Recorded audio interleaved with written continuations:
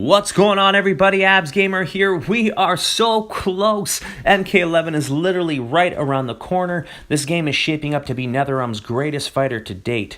This game has introduced some cool new features such as the offensive, defensive meters, the fatal blow, which is a similar version to the X-rays but more visceral, and similar to the super moves from Injustice, just obviously way more gruesome.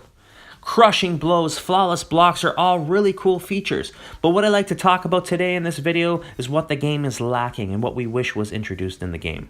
I spent a lot of time playing the beta, and I've been watching this game closely since the reveal. The first thing I'd like to talk about is the exclusion of stage fatalities. Now, I know when MKX was released, stage fatalities were not included, but were later added through a patch. I just find it odd that MK11 has made no mention of stage fatalities up to this point, which makes me think they're not in the game at all. Maybe it's something that hasn't been revealed yet, or in the case of MKX, will come at a later time and through ways of a patch. Either way, stage fatalities have been a big part of the MK franchise since the beginning, so here's hoping they make a return. The second thing I'd like to talk about is the lack of a run button. This game does feel slower compared to MKX due to the lack of a run button, and some people may like the more footsie style fighting, but I was certainly a fan of the more fast-paced action. You run in, do a combo, just felt like the game was more intense in that sense.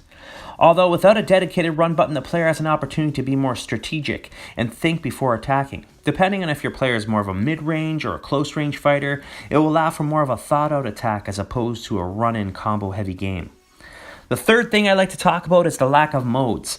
MK11 is a fighting game first and foremost, and from what is there is great. From story mode to the crypt to online matches, there's plenty to do. However, compared to the games of yesteryear, like Mortal Kombat Deception, which is one of my personal favorites, which brought us Conquest Mode, Motor Combat, that's MK's take on Mario Kart, Chess Combat, and even a Tetris-type combat.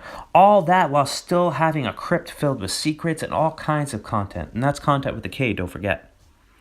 The game was brimming with content in different modes, but I guess it's quality over quantity, as MK11 is a solid fighter, and the story looks to be shaping up as one of NetherRealm's best. It would be cool, however, to have another distraction in terms of a mode or something other than the one-on-one gameplay. But let's see what the future holds. Which brings me to my last and final point, the lack of a tag team mode. Now, I know NetherRealm stated that it was the least favorite mode from MK9, which is what statistics showed, but fighters like Marvel vs. Capcom thrive on this type of gameplay.